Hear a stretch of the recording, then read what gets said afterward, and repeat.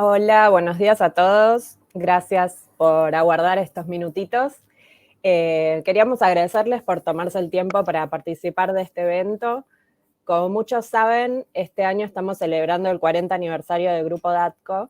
Es una fecha muy importante para nosotros dentro de la compañía, por eso nos pareció buena idea generar este evento como un lugar de encuentro para poder transmitirles cómo surgió este espíritu de no nos quedamos quietos, que siempre mencionamos y que nos atraviesa a todos los colaboradores y a la historia misma del Grupo DATCO. Bueno, les comento como una cosa de organización que a la derecha de la pantalla van a encontrar una sección donde pueden dejar sus preguntas y las vamos a estar respondiendo al final. Y bueno, esperamos que disfruten el evento y sin más los dejo con Horacio Martínez, CEO del Grupo DATCO. Adelante, Horacio.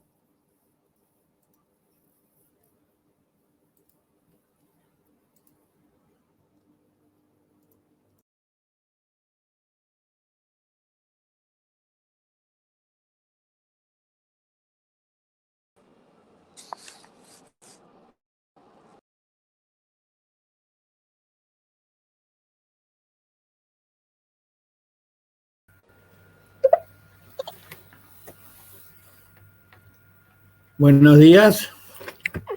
Bueno, gracias por esperar. Voy a alargar mi presentación. Un poco hablamos de la historia de DATCO, de cómo empezamos y cómo llegamos hasta acá.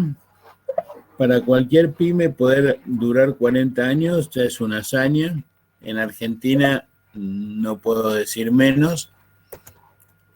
Yo soy Horacio Martínez, fundé DATCO y la fundé en 1981.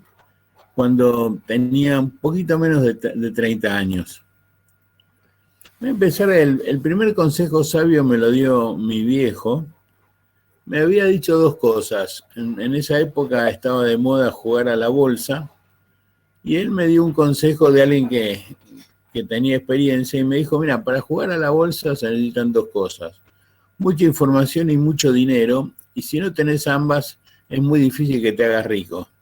La mejor manera de ganar dinero es a través de tu propia empresa, donde por lo menos siempre tendrás mucha información. Mi experiencia previa, antes de empezar en el rubro, yo empecé en el rubro automotriz. Trabajaba vendiendo turbocompresores y atendiéndolos, y trabajaba para una joint venture, que era una organización que en esa época estaba de moda, y mis dueños eran una compañía argentina que tenía el 55 y una corporación americana que tenía el 45. Servir a dos dueños con dos objetivos diferentes es ya un desafío, y aprendí de los dos. Para los norteamericanos yo tenía que ser una estrella en el mapa y dar un excelente servicio. Para los argentinos tenía que producir ganancias reales, no contables. Y aprendí de rigor de la ingeniería norteamericana y de la astucia de negociar y maniobrar de los argentinos. Fue una época muy difícil, o sea, empecé en el 75 y solamente evoco tres nombres, ERP, Montoneros y Rodrigazo. La verdad que hice una carrera rápida y me volví arrogante como cualquier ingeniero joven. El negocio crecía. En 1980 yo era la persona más feliz del mundo, pero en el 81 se pelearon los dos socios de la empresa. Después de una amistad de 40 años se separan, litigio, uno se va y por lealtad yo renuncio y quedé desempleado. Y ahí enfrenté la primera encrucijada. O trabajaba para otro o tenía mi propia empresa. Esta la deben de haber enfrentado muchas personas antes que yo y la van a enfrentar muchos después que yo. Pero tenía una idea fuerza. En el año 81 fue introducida por IBM la primer PC, que con el nombre que tenía IBM y la fama que traía, apareció una gran oportunidad. Y como yo venía de la industria automotriz, hice un paralelo de que que IBM en el 81 con la PC era lo mismo que el Forte en 1908.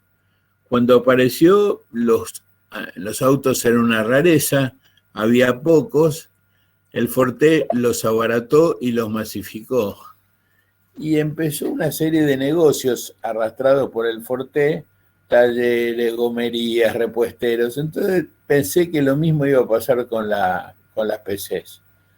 Entonces, el consejo que le doy a cualquiera que quiera empezar una empresa es buscar un mercado que sea incipiente, que esté vacío, donde uno tiene más oportunidades. Tengo algunas anécdotas iniciales. Un amigo me dijo, el problema no es cambiar de collar, sino dejar de ser perro. Y la mentalidad de abrir una empresa es muy problemática, sobre todo porque en esa época, y en esta también, las pymes tienen muy poca sobrevida. Es muy difícil que lleguen a prosperar más del 10% después de 5 años. Pero como era arrogante, viajé por Europa y Estados Unidos para buscar productos para desarrollar. Eso me tomó unos 20 días. Compramos un computador de desarrollo de los anteriores, porque la PC todavía no había sido lanzada en Argentina. Y empecé con un núcleo inicial de 4 personas, que al segundo mes ya me desertó uno de los 4, porque quería ir a esquiar y nosotros teníamos que hacer una presentación y eligió el esquí. Hoy si no sería uno de los socios de DATCO, pero bueno, así sucedió. Y lo que me dediqué era a buscar compañías innovadoras, pequeñas compañías, y yo la definía donde pudiera cenar con el presidente. La segunda cosa que me dediqué es a tratar de cazar talento, porque mis conocimientos de computación eran bastante bajos. Empecé con 2 productos, control de accesos y control de energía. Tardamos 1 año en producir la primera venta. Estamos casi por cerrar. Vendimos al edificio Catalina de IBM una interfase para el control de energía y teníamos casi cerrada la venta al Banco de Londres, justo el día que Galtieri invadió Malvinas y se nos cayó el negocio. ¿Cómo sobrevivimos? Corté todos los gastos, me deshice de socio del Automóvil Club, dejé de recibir diarios, dejé de tener salida, cocinamos en la oficina, hasta que un día llegaron nuestro primer cliente, que fue Sistemática, una empresa muy innovadora de aquella época, que tenía la concesión para operar el sistema bancario SWIFT y necesitaba un sistema de control de acceso. Entonces pudimos hacer nuestra primera venta. Me acuerdo que era una computadora IBM Series 1 de $50.000 y $50.000 era todo lo que yo vendía alrededor. Lectores, cerraduras, abrepuertas, y esta gente confió en nosotros. IBM en esa época no pagaba comisiones, con lo cual les vendí una computadora sin ganar un peso, pero así empezamos. Los primeros pasos entre el 81 y el 2001, los primeros 20 años de la compañía, nos iniciamos, como dije, con la IBM Series 1, un computador de unos $45.000 que compramos hasta con el último peso que teníamos, y después al poco tiempo ya era obsoleta. En 1985, gracias a que el Serie 1 era un computador industrial, formamos parte de los 24 dealers iniciales de la IBM PC, y ahí obtuve la primera ventaja, que IBM financiaba 180 días en dólares. Entonces lo que yo hacía era sacaba las computadoras, las entregaba al cliente, las vendía casi sin margen, y tenía 180 días para pagarla. Con eso hacía mis negocios de electrónica, de control de acceso y tiempo y asistencia, cobraba, ganaba con eso y no con la venta de computadoras, pero así empezamos. Después me dediqué a control industrial y sensores de código de barra y todo lo que fuera captura automática de datos, cómo llegar con los datos automáticamente a un computador sin pasar por operadores manuales. El código de barra estalló en los años 80 y nosotros seguimos creciendo. En el 90 desembarca en Microsoft en Argentina y llega y abren la primera oficina, la primera subsidiaria, y nosotros nos dimos cuenta que el negocio estaba en el software, no en el hardware, que lo que convertía una computadora en diferentes cosas era el software que corría, y habiendo un estándar de bajo costo, como era la IBM PC y los clones, eso se iba a resolver, el costo de la computadora bajó tremendamente. Con Microsoft adquirimos habilidades, sabíamos vender, sabíamos licenciar y teníamos una buena consultoría, entonces eso nos llevó a ser el número uno de ventas de licencias de Microsoft desde el año 93. Hoy en día no sigo el ranking, no sé si seguimos número uno, pero estamos en un grupo expectante en la venta de licencias. La empresa siguió creciendo, nos agarró el tema del Y2K, ¿se acuerdan con que se iban a detener todas las empresas el 1 de enero del 2000? Y tuvimos pico de venta, pero a la vuelta de la esquina nos apareció la crisis del 2001. La crisis del 2001, yo había vivido la crisis del 76 y tenía la idea que en Argentina todas las tormentas son como huracanes, pero pasajeros, eran como tormentas tropicales. Y nos dedicamos a comprar compañías de internet que se vendían a precio de licitación. Compramos Winstar, Velocom, Silica y AOL. Nos hicimos de todo el equipamiento que tenían. Las ventas eran totalmente insatisfactorias, pero nos llenamos de compañía de comunicaciones y después las fuimos ensamblando para armar nuestra área de comunicaciones. Ya 10 años después, en el 2011, un ejecutivo de Microsoft dio una conferencia, ya había caído Sun y Hewlett Packard, y el mercado se iba achicando mucho, y este hombre dice, miren muchachos, ya vamos a quedar solamente 4 plataformas de negocio: Microsoft, SAP, Oracle e IBM. Y ahí sacamos una nueva estrategia que decíamos, bueno, el gerente de sistemas es Ben-Hur y los 4 caballos son Microsoft, SAP, Oracle e IBM. ¿Por qué no nos dedicamos a comprar empresas que sepan de las 3 plataformas que no conocemos? Y ahí entramos a comprar empresas, una habilidad que ya habíamos aprendido, y compramos Interservices, Vicom y Quanam como para armar una sólida plataforma de conocimientos de computación. Para el 99 empezamos lo que yo llamaría la expansión internacional. ¿Cómo empezó esto? Bueno, en el 99 decidimos salir a Chile. Teníamos una duda, la duda era si nosotros éramos buenos como empresa o éramos muy buenos remadores en Argentina. Además, en ese momento Sonda, que era una compañía chilena muy respetable, se instaló en Argentina y decidimos que nosotros teníamos que devolver la gentileza. Además, como pensamos, somos argentinos, ¿cómo nos va a ir mal?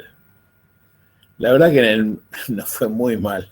En el primer año de operaciones perdimos $700.000, debíamos a cada santo una vela, y la reputación de ser argentino probó a ser muy negativa. Pero la sufrimos, la remamos y la levantamos. Y después nos dio muchas satisfacciones a partir del 2001-2002, porque en el ambiente convulsionado que era Argentina, encontramos la paz de los negocios normales. Yo decía que Chile era un lugar muy extraño, porque la gente a los 30 días pagaba la factura, cosa que en Argentina uno, para conseguir que le paguen, tenía que hacer una peregrinación.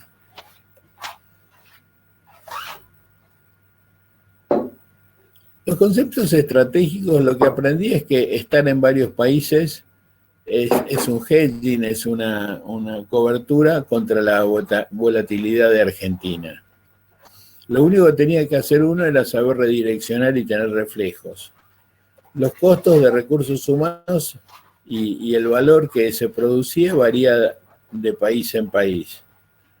No debíamos copiar modelos exitosos en economías que no son las nuestras. Lo que nos había hecho ganar acá no era lo de allá y tuvimos que aprender y ajustarnos.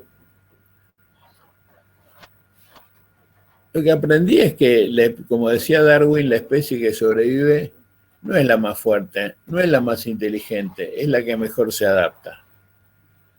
Y la otra era, y lo vimos mucho en empresas extranjeras que desembarcaban en Argentina, la sensación que invadían Buenos Aires con el mapa de Manhattan.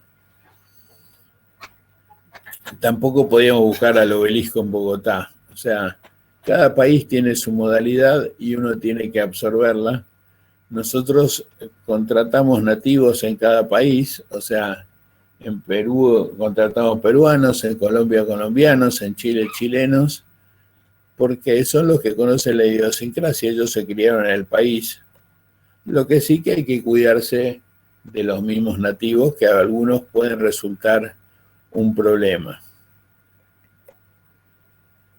Después compramos en el 2004 Silica Network Argentina y Silica Network Chile. Es una red que compramos en esas épocas y la seguimos expandiendo hasta nuestros días. Actualmente estamos desarrollando y se ve el vidente naranja en el norte, que es la fibra de Capricornio para cruzar América del Sur a la altura de San Pablo y saliendo por el Pacífico.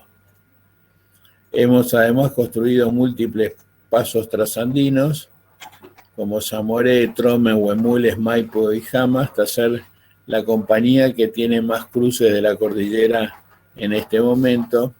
Y nuestra obsesión es juntar el Atlántico con el Pacífico, donde no se encuentran muchos competidores. Todo el mundo cruza por la ruta más obvia, que es Toninas, Buenos Aires, Rosario, Rosario, Córdoba, Córdoba, Mendoza, y después salen todos por el Pacífico, por Valparaíso, y nosotros empezamos a tratar de integrar ambas cosas. Hoy tenemos fibra desde Fortaleza, con un socio de negocios muy interesante en Brasil, hasta Ushuaia, y ahora queremos extender nuestra fibra óptica en la Antártida. Una de las cosas principales, y creo que está en el ADN de la compañía, es lo que yo llamo Tarzán y las lianas. Ustedes fíjense que Tarzán va desarrollándose, va cruzando la jungla, saltando de liana en liana. Y él va, y para mí me parece una imagen muy interesante de lo que hace uno cuando cambia de tecnología en tecnología. Nosotros empezamos por el DOS y un día tuvimos que abandonar el DOS y pasarnos a Windows. Y la verdad que la tecnología evoluciona tan rápido que lo que uno no tiene que hacer es quedarse enamorado de la tecnología que le hizo ganar plata un año, porque la tecnología evolucionó. Si nosotros no largamos una liana, no podemos agarrar la otra. Si uno se aferra a la liana anterior, quiere mantenerse con las dos lianas, termina colgado en medio de la selva. O sea, es tan importante adquirir y abrazar una nueva tecnología como es importante largar la anterior. O sea, saber soltarla a tiempo y no quedarse enamorado o enganchado con esa vieja tecnología. Lo mismo nos pasa con muchas veces las tecnologías son lianas equivocadas, que cuando saltamos a ellas la liana no aguanta y nos caemos. Eso nos pasa igual cuando nos enganchamos a una tecnología prometedora que no evoluciona. Recuerdo el OS2 en los principios de los 90, que parecía la tecnología que con el poder de IBM iba a desarrollar en contra de Microsoft y resultó ser un fiasco que al final terminaba solamente poniéndose en computadoras IBM a pesar de ser una muy buena tecnología. Así nuestras lianas nos iban llevando. De la liana de comunicaciones nos dimos cuenta que teníamos que aprender a construir nuestra propia fibra porque teníamos el personal y además si nosotros construíamos, la construcción nos iba a salir a precio de costo y no a precio de venta. Después aprendimos que teníamos que integrar el broadcasting con la fibra óptica. Para eso adquirimos una empresa llamada Sersat, que sabía mucho de transmisión de satelital, pero ignoraba lo que era el negocio de la transmisión por fibra óptica. Para poder aprender tuvimos que comprar una compañía de legacy y empezar a transmitir por fibra. Dense cuenta que un satélite puede transportar 2 megahertz de capacidad, que serían entre 2 y 4 megabits, y un solo lambda de una fibra óptica hoy te transmite 100 megabits. Otra cosa que nosotros empezamos a mirar, que la gente hablaba mucho de la nube, y fíjense todas las compañías que hablaban de la nube, Sun, Apple, Google, Amazon, HP, y la verdad que el término que acuñamos es que no era cloud computing, era internet computing. Nosotros lo que estamos haciendo era usar internet para la computación y de hecho la nube no existe, la nube es un ninguneo de la infraestructura de red, es una especie de abstracción para no tener que explicar todas las complejidades que hay en la infraestructura de una red. Y yo escuché una frase en ese momento que hablaba de la pajita finita, en inglés de skinny straw. Si ustedes están tomando un milkshake, el milkshake es con mucho helado y la pajita es muy finita, por más que ustedes aspiren y chupen del vaso, no va a pasar suficiente ancho de banda, con lo cual no van a poder tomarse el milkshake. O sea que la nube para existir necesita que los caños de internet, las pajitas de esta imagen, sean lo más anchas posibles. ¿Cuáles son los componentes de Internet Computing? El ancho de banda, la latencia y la capilaridad de la fibra, el concepto de fibra anillada, no fibra en forma de estrella. O sea, una vez que uno tiene un sistema de computación andando, lo peor que le puede pasar es que deje de andar.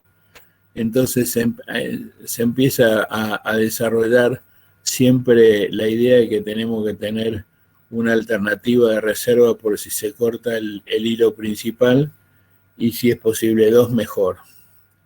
También la tecnología del DWDM, que es un acrónimo que inventaron los norteamericanos, pero la idea es multiplexar muchos canales, lo que se llama lambda, por ser la letra griega que habla de las longitudes de ondas, y hoy en día ya hay 80 canales de 100 gigabits, es el estándar.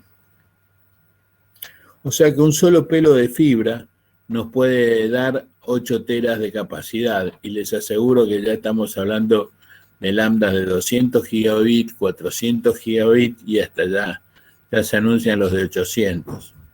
Y después necesitamos los reservorios donde van a ser almacenados los datos, y esos son los data centers, y tenemos que además asegurarnos que podamos cruzar nuestra información e intercambiar información, y empezaron a existir lo que se llamaban NAPs, o Network Access Point, y más moderno IXP, que son Internet Exchange Point. O sea, el Internet se cambia como cambiaríamos figuritas en la primaria. Esto es como ha quedado el grupo DATCO. Tenemos arriba a DATCO Inicial, la fundadora, después 3 compañías dedicadas a los caballos adicionales. Interservice hace Oracle, Vicon hace SAP, Focus, una compañía que hacía IBM. Después tenemos lo que nosotros llamamos servicio de computación.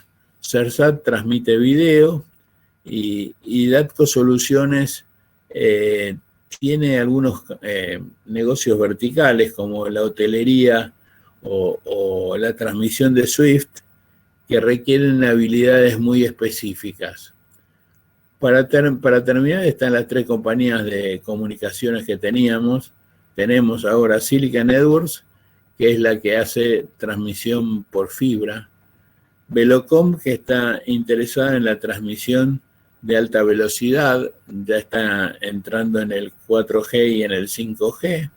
Y 0G Network, que es exactamente lo contrario, está dedicada a Internet de las cosas y por eso necesita muy poco ancho de banda y lo que es fundamental para Internet de las cosas es que la batería que lleva el tema a censar tenga mucha duración. El problema es exactamente lo contrario que necesitamos en la Internet normal.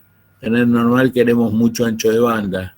En la Internet de las cosas solamente tienen que decir quiénes son y cuál es su dirección de IP. Las operaciones multinacionales no se pusieron a bemoles y básicamente es la contratación de personal está sujeto a reglamentaciones locales y cada país tiene diferentes normativas. Cualquier deficiencia o mala registración puede acarrear multas y nos dimos cuenta que un negocio interesante era que las multilatinas facturaban más de $1 trillón y llevaban trabajo a más de 3 millones de personas. No es normal en Argentina, pero sí en todos los demás países de Latinoamérica, especialmente Brasil y Chile, que abran compañías o subsidiarias en otros países vecinos. Otra cosa que es interesante es cómo la variación nosotros en Argentina tenemos muy presente que la devaluación y el tipo de cambio van de la mano. O sea, cuando hay inflación, tarde o temprano va a haber una devaluación. Fíjense, en cambio, que en otros países, y yo traje el ejemplo de Brasil y el de Chile, en Brasil hubo una gigantesca devaluación, 203% entre el 2011 y el 2015, pero no hubo una inflación que siguiera la devaluación. En Chile, por otro ejemplo, tenemos una muy pequeña devaluación que actuó de restrictor de cepo para que la inflación estuviera controlada.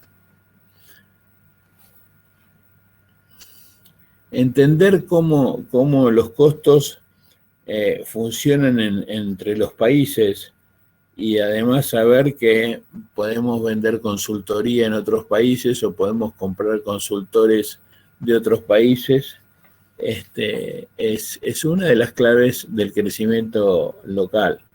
Nosotros aprendimos que cuando el tipo de cambio no favorece, no hay nada que te pueda hacer ganar dinero.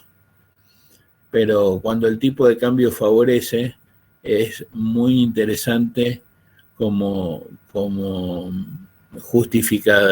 justificación de mantener los costos de los clientes bajos.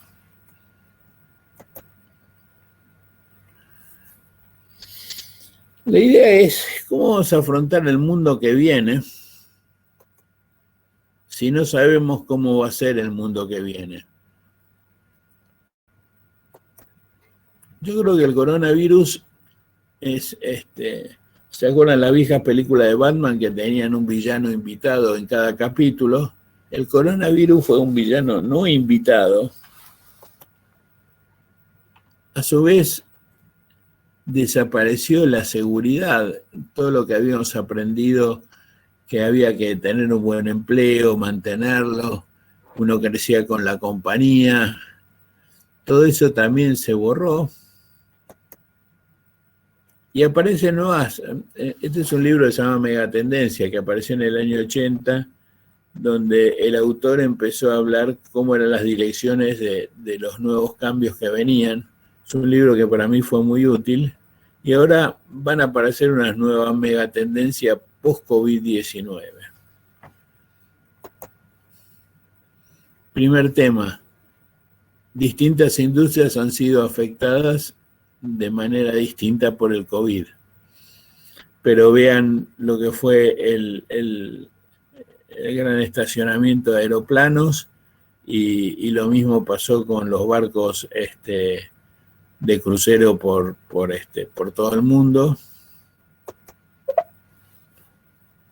El turismo herido afectó a un montón de países. Ahora, si ustedes lo miran con detenimiento, los países más afectados son los que aparecen en rojo, que dependían del turismo para más del 7% de la economía. Nosotros somos Celestín, o sea, dependíamos entre el 2 y el 5%, y los más resilientes son los azules oscuros, que dependen menos del 2% de su economía de turismo. Acá aparecen Corea del Sur, Taiwán. Ellos no dependen del turismo, y los países que dependen del turismo van a tener bastantes problemas hasta que se vuelva a adaptar la vida. Empieza una palabra nueva que es la agorafobia, que son el miedo a las multitudes. O sea, vean, manifestación, recital y cancha de fútbol, cómo esto afecta el comportamiento de millones de personas. Nosotros lo que terminamos siendo fuimos unos cavernícolas, como hacían los viejos cavernícolas que se escondían dentro de las cavernas. Nosotros empezamos a recluirnos dentro de nuestras casas, a hacer más home office. Y el ganador de todo esto ha sido Internet. Cloud computing, Internet de las cosas. Toda esta rama es lo que ha crecido más con el COVID. Nuestras redes hoy nos unen como los nuevos cavernícolas. Y el problema que tenemos en Argentina es la maldición de la mala distribución de la población. Fíjense cómo se distribuye la densidad de población en Argentina. Y van a ver que entre capital y provincia de Buenos Aires, Tucumán y Misiones, tenemos concentraciones de población.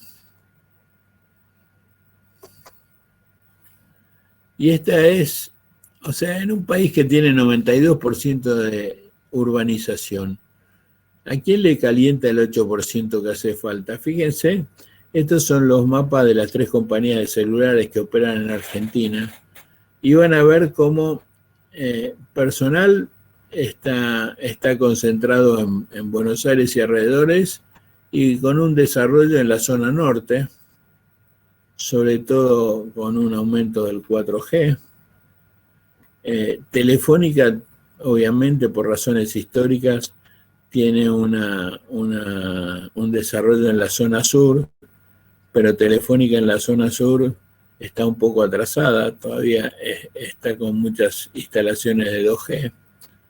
Y Claro ha sido la compañía que ha entrado último, pero tiene un desarrollo más armónico. Igual, fíjense lo que es el vacío de celular de la Patagonia. La otra cosa es cuando El ARPU baja. El ARPU es el valor promedio en que se cursan las comunicaciones. Bajan también los ingresos de la telefonía y también bajan las inversiones. Entonces, cuando uno trata de tapar el sol con las manos, ocurre un retroceso. En Argentina, en cambio, el gran aumento de ancho de banda se ha dado a través de los operadores regionales. Fíjense en la curva naranja cómo creció prácticamente de la nada. En el caso de Telecom cayó casi a cero, porque con la fusión con Cablevisión pasaron todas las operaciones a depender de Cablevisión y prácticamente duplicó, pero porque cayeron los otros. Y después lo que uno ve es que Telefónica creció muy moderadamente y el gran crecimiento lo dieron los ISP locales, las cooperativas, los cableros, que sí tienen desde el 2010 hasta el 2018 un crecimiento realmente notable.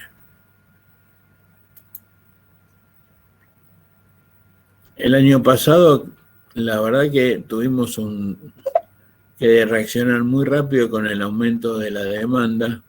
Nos movimos lo más rápido posible.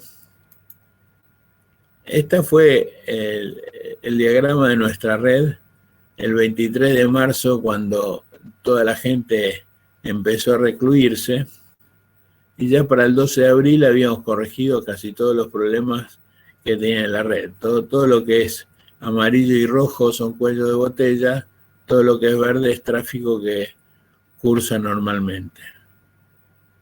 O sea que podríamos decir que para el 12 de abril del 2020, menos de un mes después, estamos como felices Pascuas y la casa de internet estaba en orden. Eso ha sido un milagro que es responsabilidad de todas las compañías de comunicaciones, no solamente de nosotros. Y la verdad que estamos sumergidos en una crisis, y nuestra nueva misión es lo que yo llamo transformación digital acelerada y sin anestesia.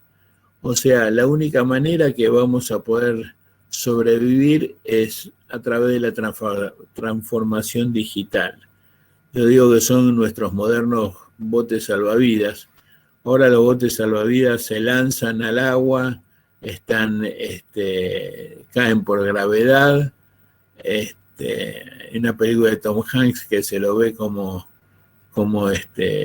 se escapan con uno de estos nuevos botes, y estos eran los que usaba el Titanic. O sea que si queremos ayudar o ayudarnos, tenemos que encarar la transformación digital acelerada.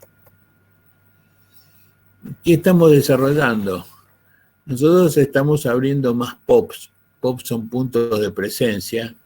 Un ejemplo es el que abrimos hace pocos meses en el Parque Austral. Hemos desarrollado una subestación de internet para parques industriales. Copiando el modelo eléctrico, creamos puntos de concentración de internet para distribución.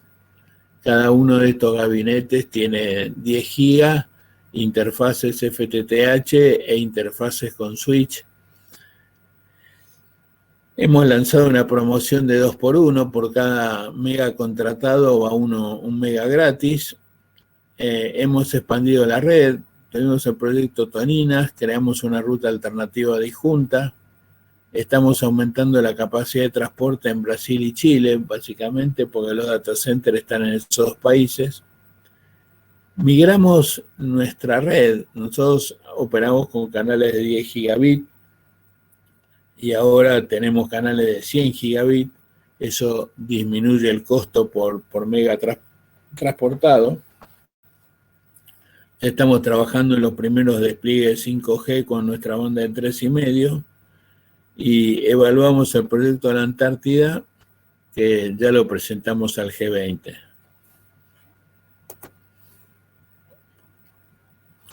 terminamos ahora en estos meses un nuevo cruce Atlántico-Pacífico, donde unimos Comodoro Rivadavia en el Atlántico con Caleta Tortel en el Pacífico, y con esto nos unimos a la fibra óptica austral que ha creado Chile. Entonces, de Tortel podemos salir al norte hacia Puerto Montt y al sur hasta Punta Arenas.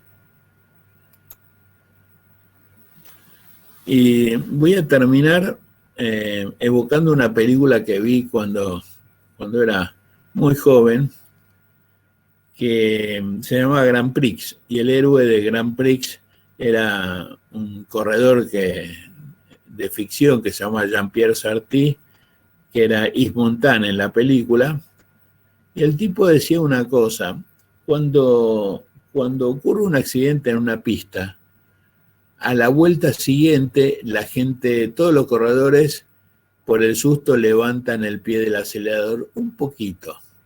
Dice, es cuando yo piso el pedal y gano las carreras. O sea, estos momentos de incertidumbre son los momentos que uno tiene que apretar el acelerador. La película tiene un solo problema, y es que Sarty termina muerto, colgado de un árbol. Pero bueno, acá se lo ve, por ejemplo, a Yves Montand con Fangio, departiendo en un momento de la película. Y con esto termina mi presentación. Muchas gracias. Estoy abierto a cualquier pregunta que quieran tener. Sí, tenemos acá una pregunta que hace Marcelo Lara. Dice, saludos desde Chile. Horacio, ¿cómo enfrentaste o estrategias utilizadas para considerar las variables políticas, gobiernos de turno de cada país? Y otra pregunta, hoy en día existe una disrupción de startups, pero ¿cuál es tu pronóstico? ¿Apostar en estas?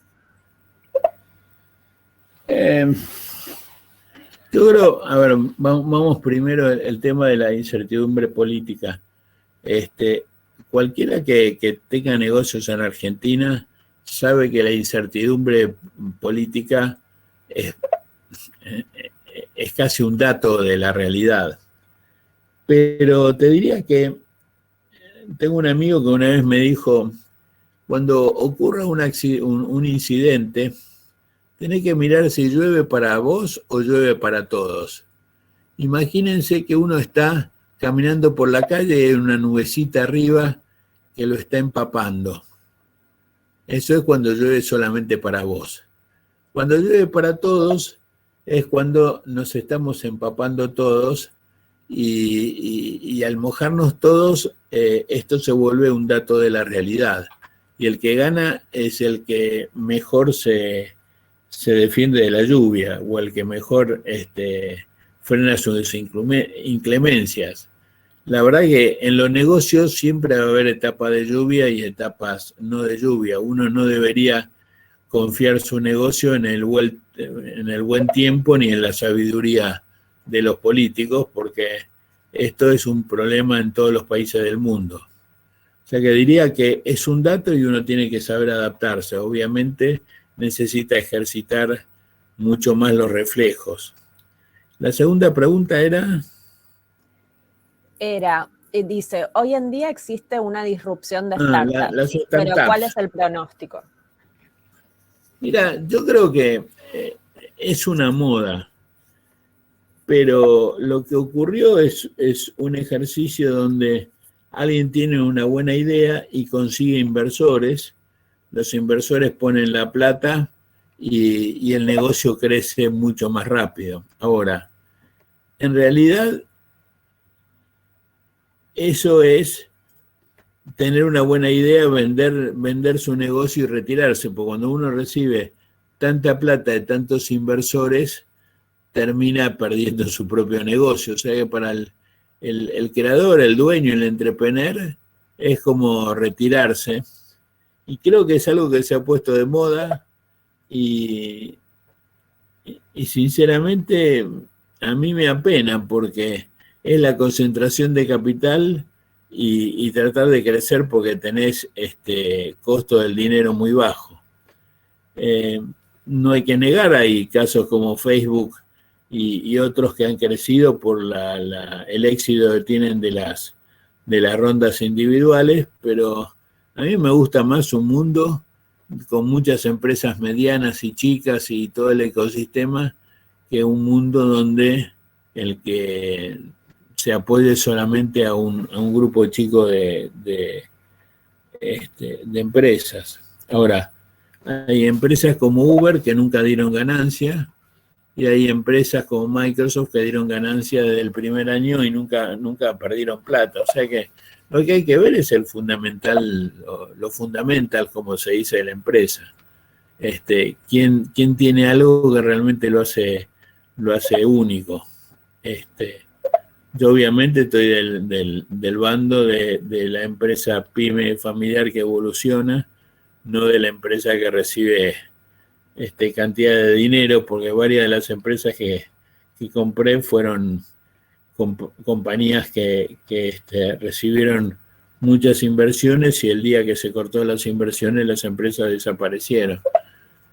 Si ustedes ven las primeras .com que compramos, habían crecido con la moda de .com y todas desaparecieron porque no tenían un modelo de negocios persistente en el tiempo.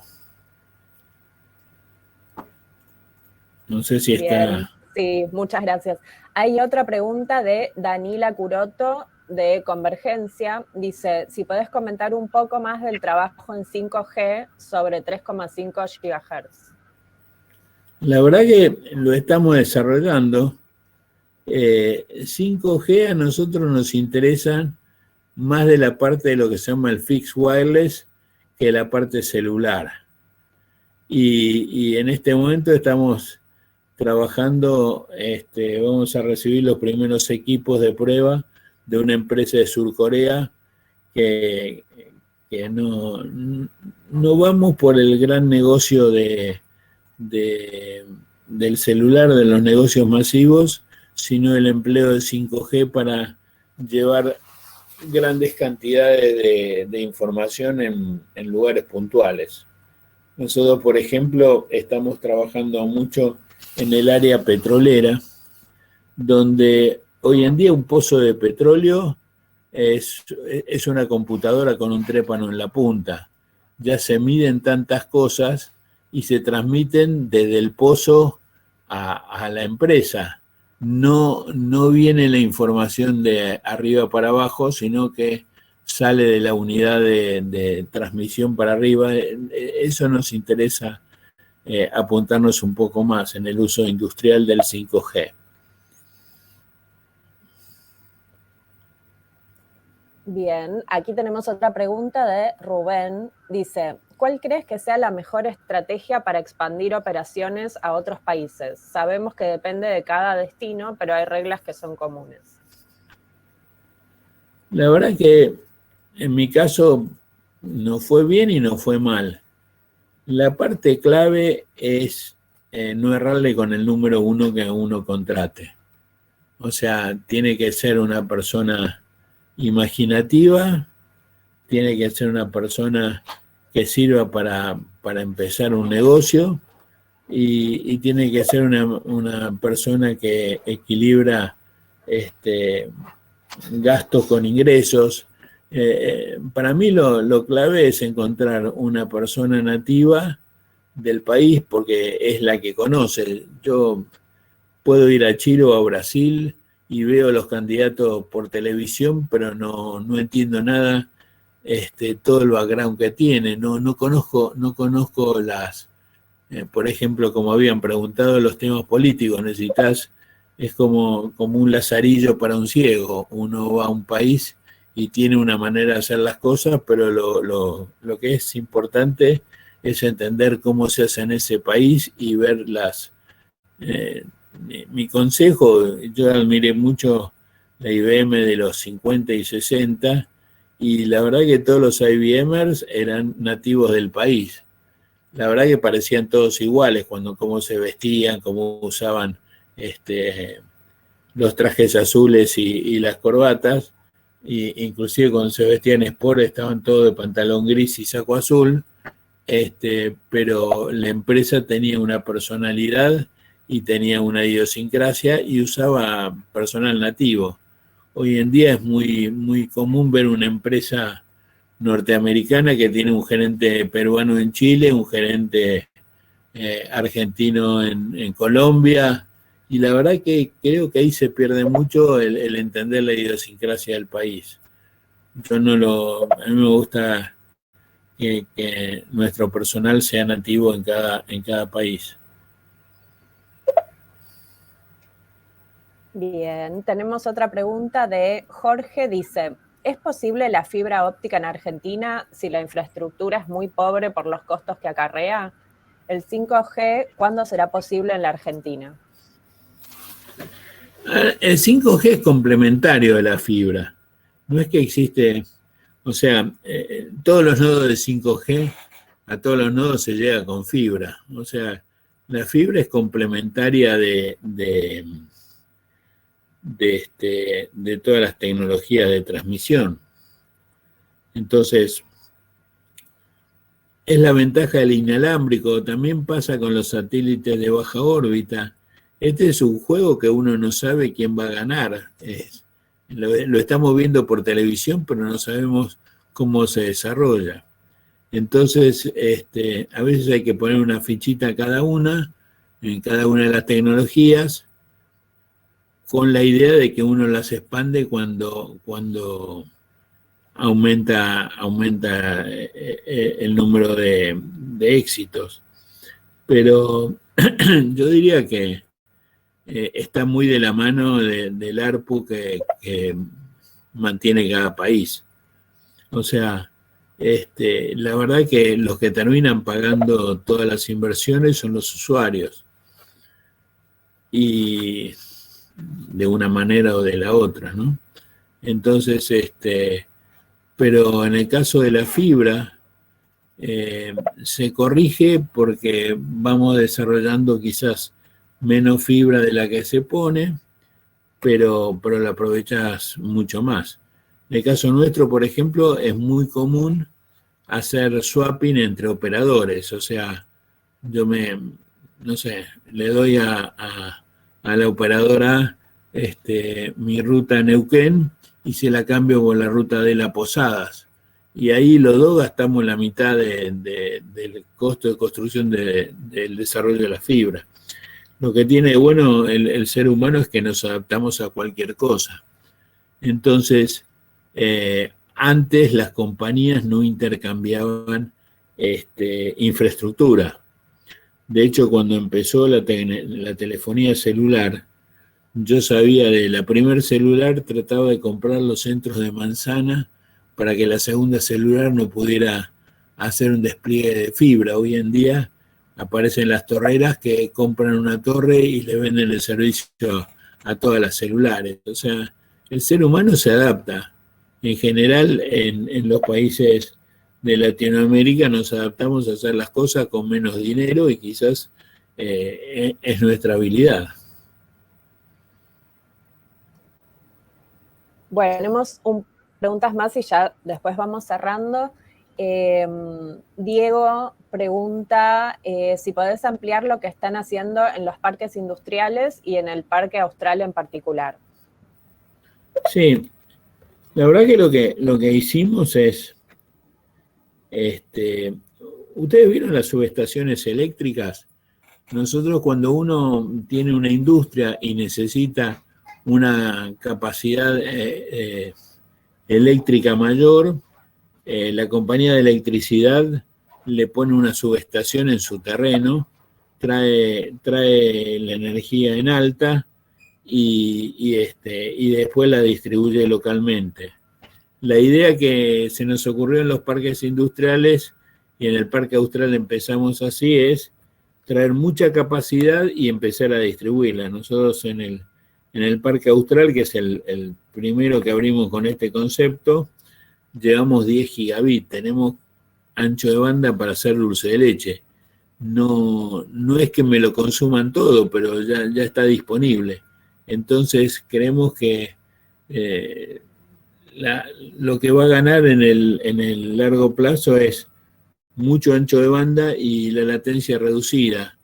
En el nodo que tenemos en el Parque Austral nos comunicamos directamente con nuestro NOC y de ahí salimos para Estados Unidos y Europa tratando de minimizar la latencia.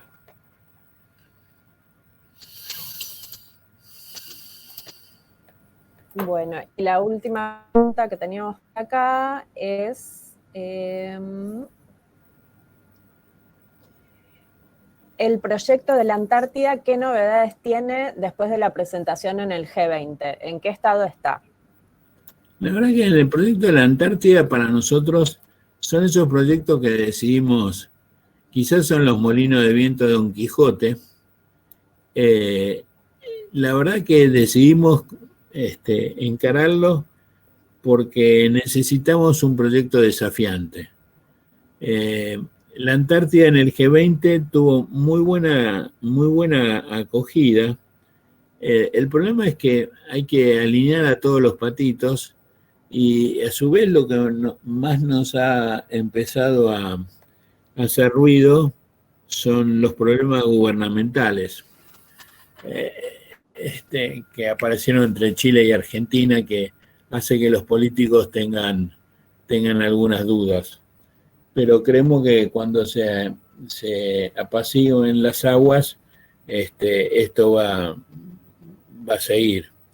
Les voy a contar una anécdota que me pareció muy graciosa cuando leía todo esto. Nosotros estuvimos en conflictos limítrofes con Chile a partir del Tratado de Amistad de 1881, porque en general no se definían las cosas de manera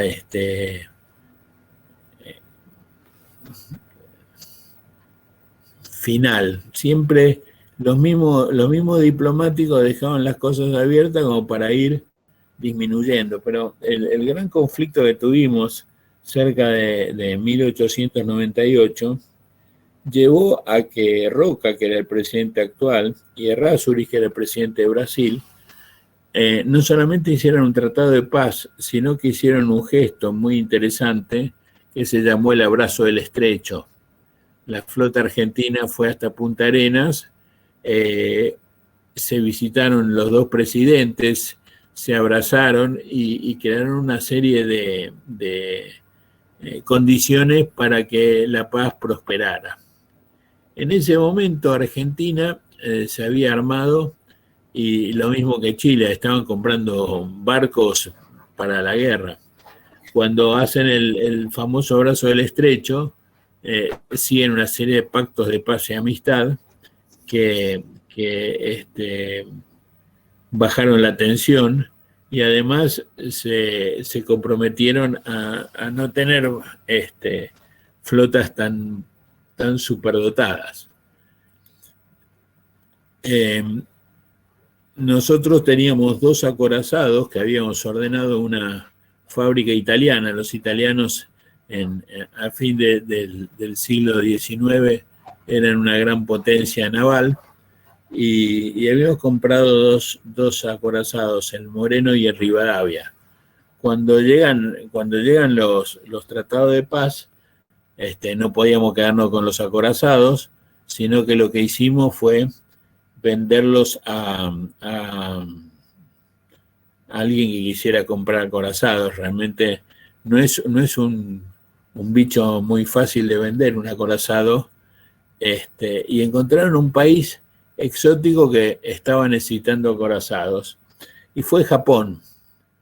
Japón necesitaba 2 acorazados, necesitaba todo lo que pudiera conseguir, porque estaba por pelearse con Rusia. Eran los prolegómenos de los problemas por Manchuria y Corea, y Japón compra esos 2 acorazados, el Moreno y el Rivadavia. Uno terminó llamándose Nishima y el otro, no sé, Kagusa, un nombre parecido, y como no tenían ni tripulación entrenada, los argentinos se lo llevan desde Italia hasta Japón y le entrenan a la tripulación justo a tiempo para que los acorazados debutan en una batalla que se llama la batalla del estrecho de Tsushima, que brinda la escuadra del Báltico, sale de Rusia, da toda la vuelta a África para llegar a reforzar sus puertos. Lo esperan los japoneses y les producen un desastre, hunden a casi todos los barcos rusos y eso los llevó a una paz deshonrosa para los rusos. Eso fue en 1905 y eso empezó a desencadenar lo que después sería la Revolución Rusa. O sea, un pequeño acto de paz de este lado del mundo terminó con los zares y terminó con el zar fusilado y el advenimiento del comunismo. O sea, el efecto mariposa se nota mucho y en general todos los actos de paz siempre superan a todos los actos de guerra. Aún si uno es ¿cómo se llama? El que saca menos de la tranza de paz. Nosotros realmente, la manera que solucionamos con Chile todos los conflictos es un ejemplo, a pesar que siempre hacíamos como que nos íbamos a pelear, pero siempre conseguíamos que esto se terminara con bien. Entonces, si pudimos arreglar un conflicto de 90.000 kilómetros cuadrados, podemos arreglar cualquier conflicto que en este momento se plantee. Yo tengo miedo que se use políticamente.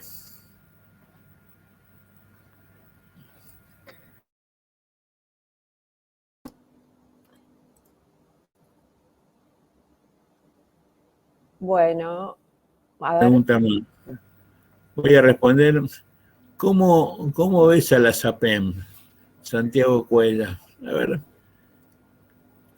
La SAPEM, algunas funcionan muy bien.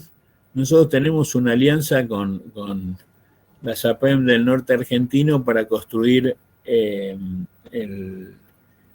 paso de Capricornio. La fibra de Capricornio lo hicimos junto con la SAPEM de Misiones, del Chaco y de Formosa.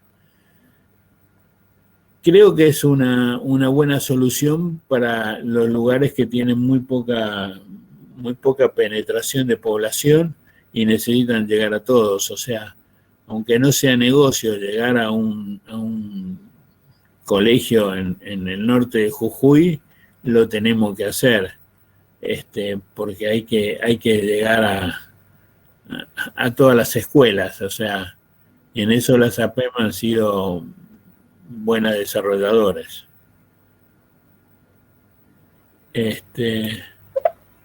Acá uno me dice, se nota que disfrutás. ¿Qué fue más excitante o qué disfrutaste más? ¿Iniciar un negocio o expandirlo? La verdad es que son dos partes de la misma cosa. Yo tengo un amigo que me dijo que un negocio tiene dos etapas. La primera son la dificultad del crecimiento, la segunda se llama el crecimiento de las dificultades. Hay un momento que uno cruza uno con la otra, pero el crecimiento de las dificultades quizás es el más interesante, porque uno enfrenta cosas que ya no las lee en ningún manual. Los últimos 20 años fueron muy interesantes para nosotros. A ver, ¿cómo se correlaciona el negocio 5G privado con el de IoT por verticales?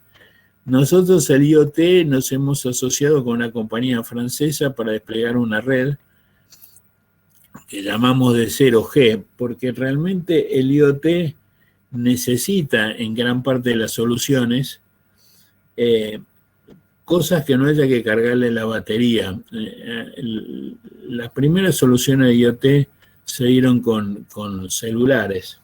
El problema que tienen los celulares es que cualquiera de ustedes, si no lo recarga, y a veces, no sé si les ha pasado que dejan el celular cargando toda la noche, después vieron que estaba mal puesto el enchufe y el celular está muerto a la mañana, y tenemos que enfrentar un día donde llevamos el cargador, lo enchufamos en cualquier lugar que estamos. Esto para una cosa es un problema. Lo que hace Sigfox, que es nuestro aliado en esto, es ir con una solución de muy poco consumo de potencia, de manera de que si vos tenés que seguir un container con un pack de batería te dure 5 años. Es una solución totalmente diferente de la 5G.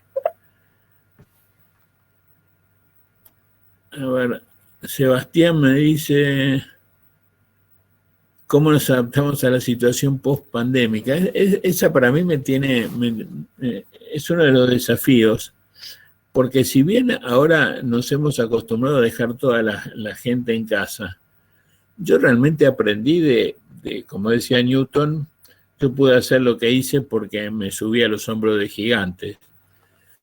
Yo aprendí por tipos que me dieron su tiempo, tuve varios mentores en mi vida. Y realmente la interacción que hay en una empresa de que los jóvenes aprendan de los más jovatos es fundamental para el desarrollo. No sé cómo se va a arreglar si todos estamos en casa. Yo creo que vamos a algún sistema totalmente mixto. Sí es interesante que las cosas vayan evolucionando en el tiempo. Un Horacio Nicolás me dice que es un ISP de interior del Chaco desarrollando de FTTH. El problema tiene el desarrollo de FTTH, que es caro, y la gente del interior a veces tienen unos ingresos que no le dan.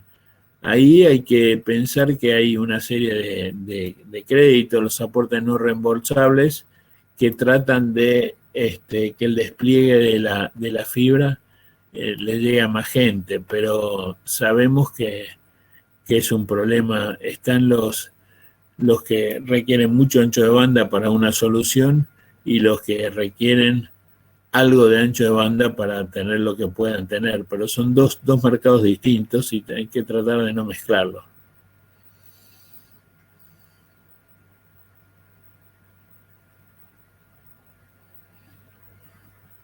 Acá Sergio Mazzoni me habla. Nosotros empezamos con control de accesos y en algún momento la compañía que nosotros teníamos fue comprada por General Electric, que salió de compras y se había comprado varias empresas líderes. Pero después se lo terminaron vendiendo Pratt & Whitney, porque comprar una colección de cosas no te hace ganar necesariamente. Cuando uno tiene que iniciar negocios, la agilidad es muy importante y es lo que va en contra de las corporaciones. O sea, una corporación ágil es muy difícil de encontrarlo. Entonces, negocio de control de acceso fue limitado y creo que ahora depende mucho de las variaciones tecnológicas.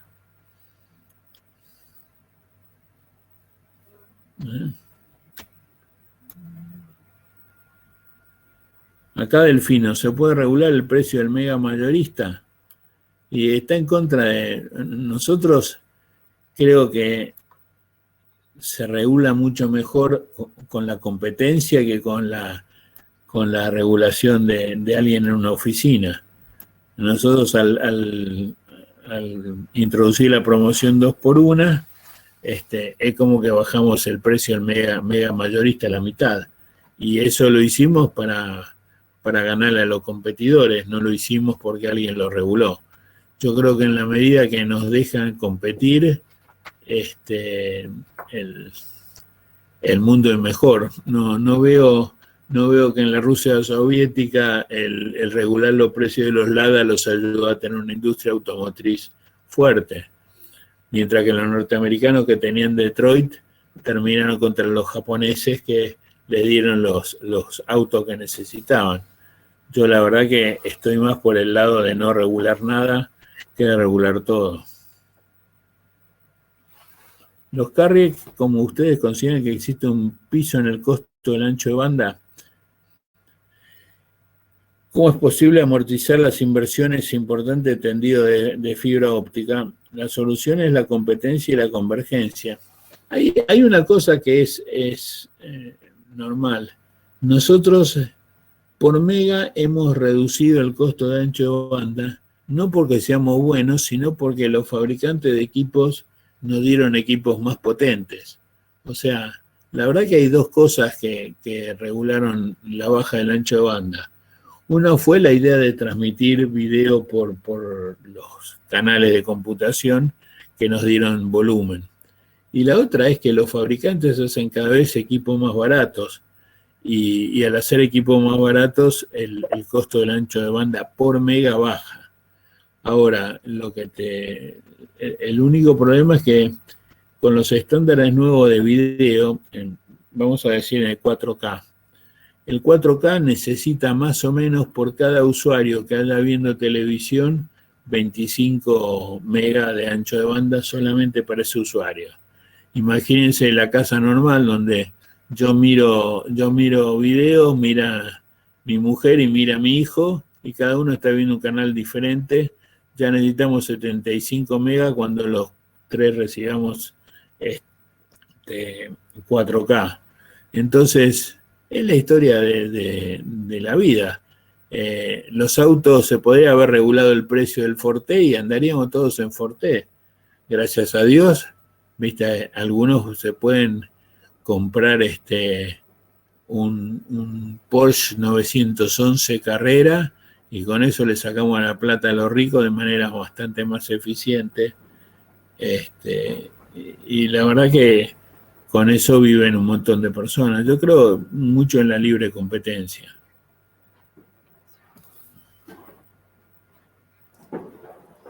Bueno, ya vamos cerrando el evento.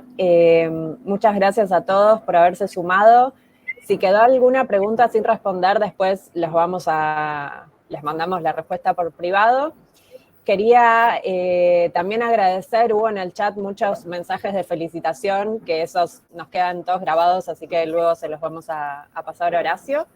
Y también quería decirles que cuando termine el evento les van a llegar un par de mails. Uno es una encuesta que nos sirve mucho para conocer su opinión, qué les pareció el evento, y también una forma de contacto por si quieren hacernos alguna otra consulta. Y también les va a llegar la grabación del evento por mail. Así que bueno, nuevamente muchas gracias. Horacio, si querés cerrar. No, gracias a todos. Estoy mirando todos los mensajes. Muchos son viejos clientes y grandes amigos. Y bueno, ha sido un viaje interesante el de los últimos 40 años. Bueno, buenísimo. Bueno, muchas gracias a todos nuevamente. Nos vemos. Gracias. Hasta luego.